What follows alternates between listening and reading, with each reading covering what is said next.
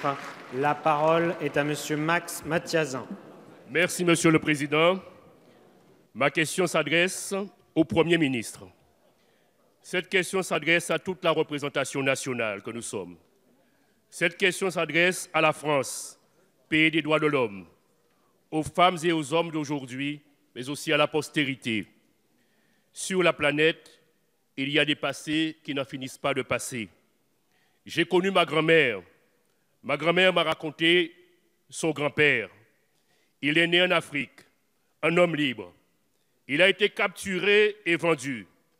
Il est arrivé en Guadeloupe en esclave.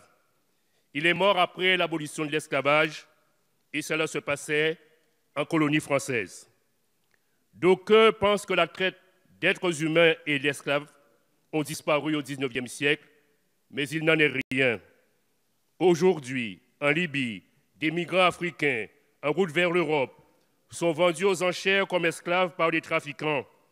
C'est cette tragédie que vient de révéler au monde la chaîne américaine CNN dans un reportage qui glace le sang.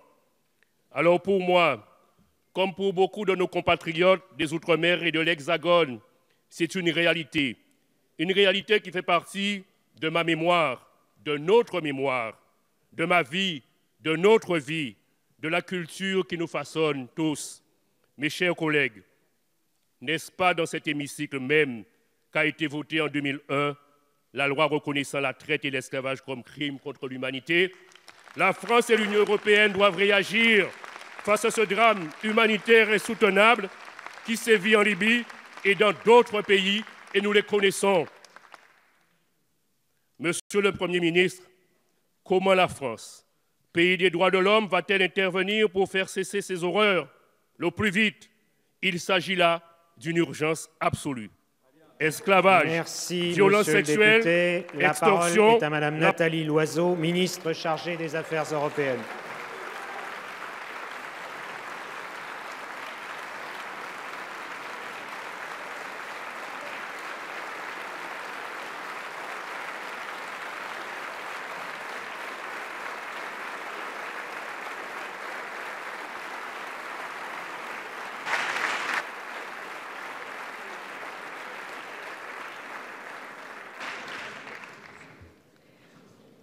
Monsieur le Président, Mesdames et Messieurs les députés, Monsieur le député Mathiazin, les faits que vous dénoncez avec éloquence et émotion sont en effet abominables. Aujourd'hui, au XXIe siècle, sur le continent africain, des hommes, des femmes, des enfants, déjà fragiles parce qu'ils fuient la guerre ou la misère, sont exploités, maltraités, violentés, leur dignité humaine est bafouée.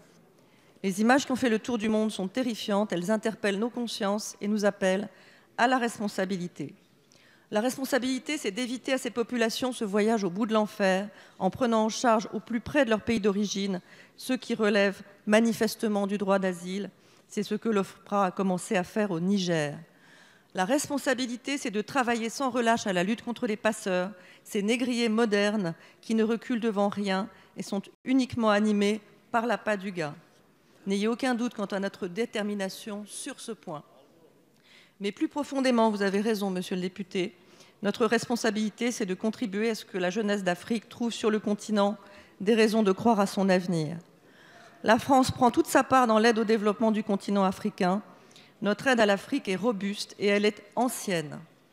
Dans quelques jours, l'Europe et l'Afrique se réuniront à Abidjan à l'occasion du sommet Union européenne-Union africaine et la question des migrations est à l'ordre du jour. C'est ensemble, Europe et Afrique, que nous pourrons façonner un nouveau destin pour notre continent. C'est avec une même détermination qu'Européens et Africains devront éradiquer cette forme moderne d'esclavage proprement insupportable et combattre tous ceux qui y prêtent leur concours. Merci, Madame la Ministre.